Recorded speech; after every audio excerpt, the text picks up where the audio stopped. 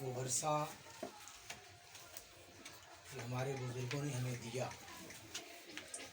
اس ورثے کو آج آگے منتقل کرنے کی ایک کوشش کی گئی۔ دوسری بات، ان بچوں کو دیکھ کر مجھے ایک منظر یاد آ رہا ہے۔ نبی پاک علیہ الصلوۃ والسلام جب ہجرت فرما کر مدینے تشریف لے گئے تو کسی ڈیٹ کا بھی اعلان نہیں کیا گیا تھا، کوئی تاریخ اناؤنس نہیں کی گئی تھی۔ بس یہ پتہ چلا تھا کہ نبی پاک علیہ الصلوۃ والسلام مکے سے مدینے تشریف لائیں گے۔ مدینے کے لوگوں میں محبت نے جوش بھرا، وہ روزانہ حضور کی آمد کے انتظار میں مدینے سے باہر نکلتے، اچھے خوبصورت کپڑے پہنتے اور خوب تیار ہوتے، جیسے کہ آپ تیار ہو کے بیٹھے، خوب تیار ہو کے وہ اس راستے پر آ کر بیٹھ جاتے جس راستے سے مکے سے لوگ مدینے میں آیا کرتے تھے۔ صبح سے لے کے شام ہو جاتی اور شام تک وہ آپ کا راہ تکتے، راستہ دیکھتے، اور جب شام ہو جاتی تو پھر اپنے گھروں کو لوٹ جاتے۔ ایک دن وہ انتظار میں تھے، تو جب ٹائم ختم ہوا اور لوگ اپنے گھروں کو واپس پلٹنے لگے، واپس جانے لگے، تو ایک یہودی ایک ٹیلے پہ کھڑا ہوا تھا۔ اس کی نگاہ نبی پاک علیہ الصلوۃ والسلام پر پڑی، آپ کو دیکھا اور وہ بلند آواز سے پکارا، مسلمانوں، جس ذات کا تمہیں انتظار تھا وہ آ گئے ہیں، جس کے انتظار میں روزانہ یہاں پہ آ کے کھڑے ہوتے ہو، انتظار کرتے ہو، وہ ذات تشریف لے آئی۔ تو لوگ جوق در جوق، گروہ در گروہ اور پوری محبت کے ساتھ اکٹھے ہوئے، بچے بھی، بڑے بھی، چھوٹے بھی، بوڑھے بھی، سارے کے سارے، اور خوشی کا ایک ایسا سماں تھا کہ جیسے مدینہ پاک کے اندر دن چڑھایا۔ صحابہ بیان کرتے ہیں کہ مدینہ پاک میں ہم نے اس سے پہلے ایسی خوشی کا دن نہیں دیکھا، جیسا دن رسول اکرم صلی اللہ علیہ وسلم کی آمد کے موقع پر دیکھنے کو ملا۔ مدینے کے گلی کوچوں میں بچے، بوڑھے، بڑے، جوان، حتیٰ کہ پردہ نشین عورتیں، وہ اپنے گھروں کی چھتوں پہ بیٹھ کر اس منظر کو دیکھ رہی ہیں جو محبوب خدا کی آمد پہ مدینہ پاک میں ہو رہا ہے۔ اور چھوٹی چھوٹی بچیاں جیسے کہ آپ ہیں، اور انہیں ہاتھ میں دف لی ہوئی ہے۔ دف جانتے ہیں کیا ہوتا ہے؟ تو وہ دف کو بجا بجا کر ایک ترانہ الاپ رہی ہیں، ایک گیت گا رہی ہیں، بلکہ یوں کہ نعت پڑھ رہی ہیں۔ وہ نعت کیا تھی؟ طلع البدر علینا۔ بچوں، آپ جانتے ہیں اس کا معنی کیا ہے؟ طلع البدر علینا کا معنی ہے ہم پر بدر کامل طلوع ہو گیا۔ اب آپ کو یہ بھی بتا دوں کہ بدر کیوں کہا گیا؟ چاند کے کئی نام ہیں۔ عربی زبان میں ایک لفظ کے لیے ایک معنی کے لیے کئی لفظ استعمال ہوتے ہیں۔ جب پہلی رات کا چاند نکلتا ہے تو اسے کہتے ہیں ہلال، اور جب یہ بڑھتے بڑھتے بڑھتے بڑا ہوتے ہوتے 14ویں کا ہوتا ہے تو پھر اسے کہتے ہیں قمر، بدر کہتے ہیں اس کو۔ پھر کیا کہتے ہیں؟ بدر، یعنی مکمل چاند جب ہو جائے تو اسے کیا کہتے ہیں؟ بدر۔ اور پھر یہ گھٹنا شروع ہو جاتا ہے، تو گھٹتے گھٹتے کالعرجون القدیم، کھجور کی شاخ کی مانند ہو جاتا ہے، تو اسے پھر قمر کہتے ہیں۔ تو لوگوں نے ہلال نہیں کہا، لوگوں نے قمر بھی نہیں کہا، بلکہ آپ کو کیا کہہ کے پکارا؟ طلع البدر علینا، آج ہم پر ایک مکمل چاند یہ طلوع ہو چکا ہے۔ کہاں سے طلوع ہوا ہے یہ اور کہاں سے آیا ہے؟ فرماتے ہیں کہ من ثنیۃ الوداع، ثنیۃ الوداع ان پہاڑیوں کا نام ہے جن پہاڑیوں کا راستہ مکے سے مدینے کی جانب آتا ہے۔ انہیں کیا کہتے ہیں؟ ثنیۃ الوداع، یعنی ان پہاڑیوں سے، ان کی اوٹ سے وہ چاند نکلا ہے جس نے زمانے کو روشن کر دیا ہے۔ سبحان۔ پھر آگے کیا کہا انہوں نے؟ وہ بچیاں پڑھ رہی ہیں وجب الشکر علینا، جب اللہ نے یہ نعمت ہمیں عطا فرمائی ہے، اتنا بڑا احسان فرمایا ہے، تو ہماری ذمہ داری یہ بنتی ہے کہ ہم اس نعمت پر اللہ کا شکر ادا کریں۔ آج آپ سب اس جگہ پر اس شکر کو ادا کرنے کے لیے اکٹھے ہوئے ہیں جو اللہ نے اپنے محبوب کو بھیج کر ہم پر کیا ہے۔ اس محبوب کی آمد کتنا بڑا احسان ہے اور کتنا بڑا اللہ کا کرم ہے۔ دیکھیں اللہ پاک نے ہمیں بہت سی نعمتیں عطا فرمائی۔ ہوا چلتی ہے نا، یہ بھی اللہ پاک کی نعمت ہے۔ ماں باپ بھی اللہ پاک کی نعمت ہے، اولاد بھی اللہ کی نعمت ہے، پانی بھی اللہ کی نعمت ہے، زمین بھی اللہ کی نعمت ہے، پھل پھول بھی اللہ کی نعمت ہے، ہر چیز اللہ کی نعمت ہے۔ لیکن اللہ نے کسی چیز کو دینے کے بعد احسان نہیں فرمایا۔ صرف ایک ذات ایسی ہے کہ جب اللہ نے وہ ہمیں عطا فرمائی تو فرمایا آج میں نے ایمان والوں پر احسان فرمایا ہے۔ آپ سوچیں گے کہ یہ کیا بات ہوئی؟ حضور بھی رحمت ہیں اور باقی ساری چیزیں بھی رحمت ہیں، تو پھر باقی چیزوں پر احسان کیوں نہیں بیان کیا؟ صرف حضور کی ذات گرامی پر احسان کا تذکرہ کیوں آیا؟ تو اس بات کو سمجھ لیں کہ باقی جتنی رحمتیں ہیں وہ بجا ہیں، اپنی جگہ رحمت ہیں، لیکن اگر وہ ایک خاص مقدار کے اندر ہمیں میسر ہوں، ہمیں ملیں، تو پھر تو وہ رحمت ہے وہ۔ لیکن اگر وہ مقدار بڑھ جائے، مثال کے طور پر پانی ہے، اللہ پاک کی بہت بڑی نعمت ہے، اگر یہ ایک مخصوص مقدار کے اندر ہمیں ملے تو پھر یہ پانی ہمارے لیے رحمت ہے۔ لیکن یہ مقدار اگر بڑھ جائے، کوانٹٹی بڑھ جائے، تو پھر یہی پانی سیلاب کی شکل اختیار کر لیتا ہے اور پھر یہ رحمت بن جاتی ہے۔ بارش اللہ پاک کی رحمت ہے، لیکن اگر وہ ایک خاص تناسب سے برسے، ایک خاص مقدار میں برسے، اگر اس مقدار کو کراس کر جائے، گھر گرنے لگیں، نقصان ہونے لگے، لوگ ڈوبنے لگیں، فصلیں تباہ ہونے لگیں، تو کہتے ہیں یا اللہ میہ باندھی کر دیں، تو یہ پھر رحمت بن جاتی ہے۔ گویا ہر رحمت کے اندر رحمت کا پہلو موجود ہے، صرف ایک رحمت کائنات کے اندر ایسی ہے جس میں زحمت کا پہلو نہیں ہے، اور وہ ہے ہم سب کے آقا جناب محمد الرسول اللہ صلی اللہ علیہ وسلم۔ آپ چونکہ چھوٹی عمر ہے آپ کی، اور میں تو قومی لیول پہ، انٹرنیشنل لیول پہ گفتگو ہوتی ہے، بات چیت ہوتی ہے، لیکن میں آپ کے لیول کے مطابق آج بات کرنا چاہتا ہوں کہ دیکھیں ہمارے پاس بہت سے رشتے موجود ہیں اور ہم ان رشتوں کا احترام بھی کرتے ہیں۔ ماں باپ کا رشتہ ہے، بہن بھائی کا رشتہ ہے، میاں بیوی کا رشتہ ہے، اور دیگر عزیز و اقارب کا رشتہ ہے، ٹھیک ہے؟ یہ سارے رشتے آج ہم ان کو جانتے ہیں۔ ہم جانتے ہیں کہ ماں کا کیا احترام ہے، اس کا مقام اور مرتبہ کتنا ہے۔ اللہ کے نبی نے فرمایا کہ تمہاری جنت تمہاری ماں کے قدموں تلے ہے۔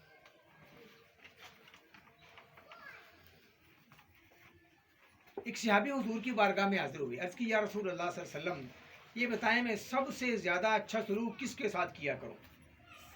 آپ نے فرمایا اپنی ماں سے اچھا سلوک کیا کر۔ اس نے پھر پوچھا اس کے بعد پھر کس کی باری ہے؟ آپ نے پھر فرمایا کہ اپنی ماں سے اچھا سلوک کیا کر۔ اس نے پھر سے سوال کیا ہے اللہ کے رسول پھر اس کے بعد کس کی باری آتی ہے؟ آپ نے تیسری مرتبہ بھی یہی جواب دیا، اپنی ماں سے اچھا سلوک کیا کر۔ جب اس نے چوتھی مرتبہ سوال کیا تو اللہ کے نبی نے فرمایا اپنے باپ کے ساتھ اچھا سلوک کیا کر۔ اب ذہن میں خیال آتا ہے کہ شاید ماں کا مقام زیادہ ہے اور باپ کی بندے کو پرواہ کرے نہ کرے کوئی بات نہیں، ایسی بات نہیں ہے۔ باپ کا بھی بڑا مقام ہے اور ماں کا بھی بڑا مقام ہے۔ باپ کا کتنا مقام ہے؟ اللہ کے نبی نے فرمایا اگر تم اللہ کو راضی کرنا چاہتے ہو، اللہ کو منانا چاہتے ہو، تو اپنے باپ کو راضی رکھو۔ جس کا باپ راضی ہے اس کا رب بھی اس سے راضی ہے، اور جس کا باپ اس سے ناراض ہو گیا اس کا رب بھی اس سے ناراض ہو جاتا ہے، ٹھیک ہے؟ تو ایک صحابی حضور کی بارگاہ میں حاضر ہوئے، عرض کی یا رسول اللہ صلی اللہ علیہ وسلم آپ کے آنے سے اللہ پاک نے ہم پہ بڑا کرم فرمایا ہے۔ ہم پہلے بڑے گمراہ تھے، بھٹکے ہوئے تھے، نہ جانے کیسی کیسی غلط کاریوں میں مبتلا تھے، کیسی کیسی برائیوں میں ہم کرتے تھے، لیکن آپ کے آنے سے اللہ پاک نے کرم فرمایا، ہمیں اللہ نے ہدایت عطا فرما دی ہے۔ کہنے لگے یا رسول اللہ مجھے دو باتوں پہ جب میں سوچتا ہوں، ایک بات کو سوچ کے مجھے ہنسی آتی ہے اور ایک بات کو سوچ کے مجھے رونا آتا ہے۔ فرمایا بھی دونوں بتاؤ کون سی بات ہے جسے سوچ کے تمہیں ہنسی آتی ہے. عرض کی اللہ کے رسول میں مشرک تھا, اپنے ہاتھ سے بت بناتے ہم اور ان بتوں کی ہم عبادت کرتے. ایک مرتبہ میں سفر پہ جانے لگا تو میں نے سوچا کہ میرے ساتھ میرا خدا بھی ہونا چاہیے. لہٰذا میں نے کہا کہ ایک پتھر کا بت لیا, جب اس کو سامان میں رکھا تو میرے سامان کا وزن بڑھ گیا. میں نے کہا یار یہ تو خدا ذرا وزنی ہے, مجھے ہلکے قسم کا خدا چاہیے. تو اس نے بہت سوچ سمجھنے کے بعد کہا کہ میں نے پھر آٹا گوندا اور آٹا گوندنے کے بعد اس سے ایک بڑھاوا بنایا. ہماری بہن تو جانتی کو بڑھاوا کیا ہوتا ہے, یہ بچے ہمارے جو ہیں یہاں پہ ان کو نہیں پتا ہوگا. بڑھاوا کہتے ہیں ایک پتلا بنایا اور وہ پتلا ایک بت کی شکل میں بنایا. کہا اس کو پھر میں نے خشک کیا دھوپ کے اندر. جب وہ خشک ہو گیا تو پھر میں نے اس کو دیکھا کہ اس کا وزن تھوڑا ہی ہے, زیادہ نہیں ہے. اس کو میں نے اپنے سامان میں رکھ لیا. میں سفر پہ روانہ ہو گیا. اللہ کی شان سفر کچھ لمبا ہو گیا. راستے میں میرے پاس کھانے پینے کی چیزیں ختم ہو گئیں اور پھر مجھے بھوک لگی. جب بھوک لگی تو کھانے پینے کے لیے کچھ بھی نہیں تھا. پھر میں سوچا یار کیا کھاؤں میں. سوچتا رہا آخر میرے ذہن میں خیال آیا کہ یار یہ جو میں نے بت رکھا ہوا آٹے کا بنا ہوا ہے. تو میں نے اس بت کو لیا کہ میں نے کہا میرے خدا اگر تو آج بھی میرے کام نہ آئے تو پھر کب میرے کام آئے گا. تو خدا تو ہوتا ہی وہ جو بندے کے کام آئے دکھی وقت کے اندر, مشکل وقت کے اندر. اگر آج بھی تو میرے کام نہ آیا تو پھر کب کام آئے گا. تو کہتے ہیں یا رسول اللہ میں نے اس بت کو لیا, ایک پتھر پہ رکھا, دوسرا پتھر اوپر سے مارا اور میں نے اس کو توڑا. اس کو میں نے باریک کیا, آٹے کی طرح کیا. آٹے کے بعد اس کو میں نے گوندا اور گوندنے کے بعد میں نے اس کی روٹی پکائی اور پھر میں نے اپنے پیٹ کی آگ بجھائی. تو اس طرح میں نے اپنی خوراک مکمل کی. اب سوچتا ہوں ہم کیا لوگ تھے, ہمیں کس نے بتایا اللہ ایک ہے, عبادت کے لائق وہی ہے, بس سر جھکانا ہے تو اس کے سامنے جھکاؤ. اور کوئی ایسی ذات نہیں ہے جس کے سامنے آپ سر جھکائیں. تو جب انسان اس ذات کے آگے سر جھکاتا ہے تو اللہ ہر مقام پر انسان کا سر بلند کر دیتا ہے. وہ ایک سجدہ جسے تو گراں سمجھتا ہے, ہزار سجدوں سے دیتا ہے آدمی کو نجات.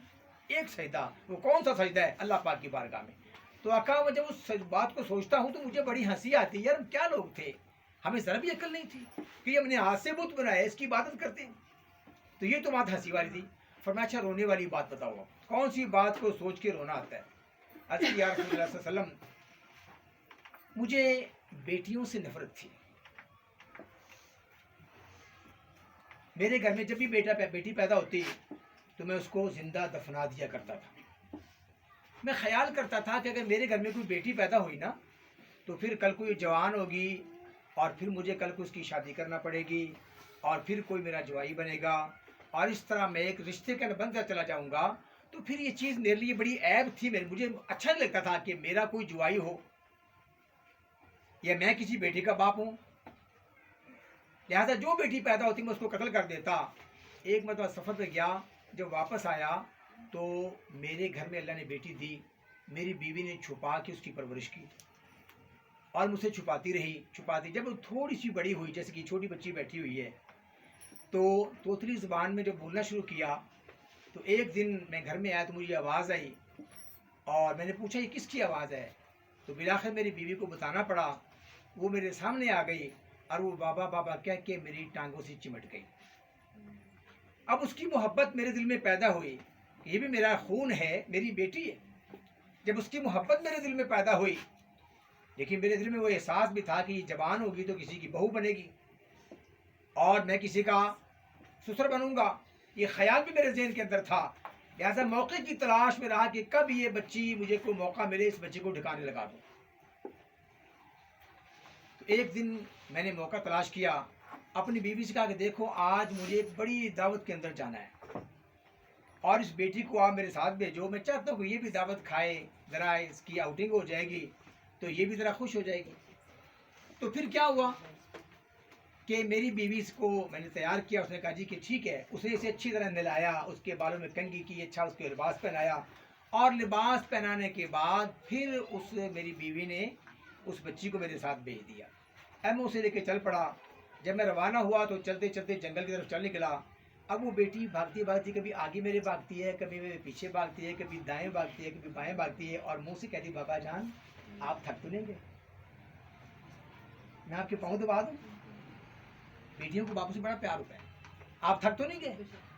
अच्छा वो क्या हुआ कि चलते चलते आखिर में जंगल में पहुंचा, और जंगल में जाने के बाद मैंने जंगल में गड्ढा खोदना शुरू किया।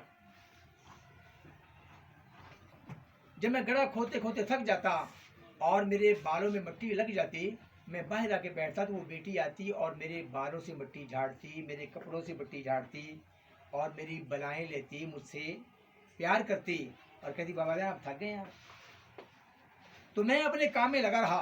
बिलाखिर जब गड्ढा काफ़ी ज़्यादा बड़ा हो गया तो मैंने उस बेटी को गड्ढे के अंदर खड़ा किया, और खड़ा करने के बाद मैंने या रसूल अल्लाह उसके ऊपर मिट्टी डालना शुरू कर दी। अब वो मुझे अपनी तोदरी ज़बान में बाबा बाबा कह के पुकार रही है, मुझे आवाज़ें दे रही है, लेकिन या रसूल अल्लाह मैं इतना संग दिल हो चुका था, मेरा दिल इतना पत्थर हो चुका था कि मुझे उसकी ज़रा भी आवाज़ ने मेरे दिल में नरमी पैदा नहीं की, और बिलाखिर उसकी आवाज़ दब गई और उसने अपने हाथों से दफना के उसको आ गया। जब मैं इस बात को सोचता हूँ तो मेरा कलेजा मुंह को आने लगता है। या रसूल अल्लाह ये वो दो काम हैं जो मुझसे हुए हैं, एक वो काम था, एक ये काम था। अल्लाह के नबी ने सुना तो नबी पाक अलैहिस्सलाम जिन्हें अल्लाह ने रहमत बना के भेजा पूरी कायनात के लिए, कायनात के ज़र्रे ज़र्रे के लिए आपको रहमत बना के भेजा, आपकी आंखों से आंसू रवा हो गए और रो रो कर आपकी रीश मुबारक तर हो गई। आपने बताया लोगों बेटियां भी अल्लाह की रहमत होती हैं, बेटे भी अल्लाह की रहमत होते हैं, ठीक है। ये रिश्तों की पहचान हमें किसने बताई है? अल्लाह के नबी ने। किसने बताया माँ का मकाम ये है? अल्लाह के नबी ने। किसने बताया बाप का मकाम ये है? अल्लाह के नबी ने। इस बिना पर हमें सारे रिश्तों की जो पहचान है वो करवाने वाले कौन हैं? रसूल अकरम सल्लल्लाहु अलैहि वसल्लम। लिहाजा हम जिंदगी भर भी आपको याद करते रहें, आपका नाम लेते रहें, आपके एहसानात को याद करते रहें, फिर भी हम आपके एहसानात का शुक्रिया अदा नहीं कर सकते। बच्चों आज की ये जो नशिस्त है, ये जो महफिल है, ये हमें पैगाम दे रही है हमने अपने बड़ों का एहतराम करना है, उन रिश्तों का एहतराम करना है जिन रिश्तों को नबी पाक अलैहिस्सलाम ने हमें बताया है कि देखो ये रिश्ता है। नबी पाक अलैहिस्सलाम जब छोटे थे ना तो उस ज़माने के रिवाज के मुताबिक जो बड़े शुराफा होते थे उनके बच्चे देहात में जाकर दूध पिया करते थे। एक तो ये कि देहात की आबो हवा ज़्यादा अच्छी होती है और बच्चों की परवरिश अच्छी होती है। दूसरी बात ये कि देहात की जो ज़ुबान प्योर होती है, वो बिल्कुल खालिस, उसमें कोई मिलावट नहीं होती। हम ये ज़ुबान बोलते हैं, बहुत से अल्फाज शामिल कर देते हैं। तो आप जो वहाँ पे तशरीफ ले गए तो आपकी जो रज़ाई बहन थी उनका नाम था शीमा। ये नबी पाक अलैहिस्सलाम को गोद में लेकर ना खिलाया करती थी। देहातों में बच्चियाँ शाम के टाइम घरों से बाहर निकलती हैं और किसी ख़ास बड़ी जगह पर इकट्ठी होती हैं बहनें, और फिर वो खेलती भी हैं, अपने भाइयों को साथ ले आती हैं, तो उनका एक अजीब अंदाज़ होता है। तो जब किसी का भाई खूबसूरत हो, वीर सोना हो, तो हर बहन को चाह होता है कि मैं अपने वीर को दिखावा जरा, नहीं देखो मेरा वीर कितना सोना है।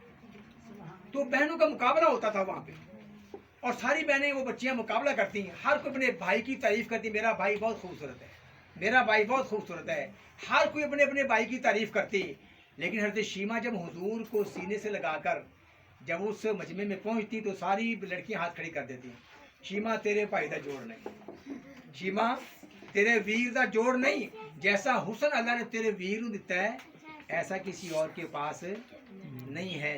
तू शाही खूबा तू जाने जाना है, चेहरा उम्मुल किताब तेरा, न बन सकी है न बन सकेगा मिसाल तेरी, जवाब तेरा।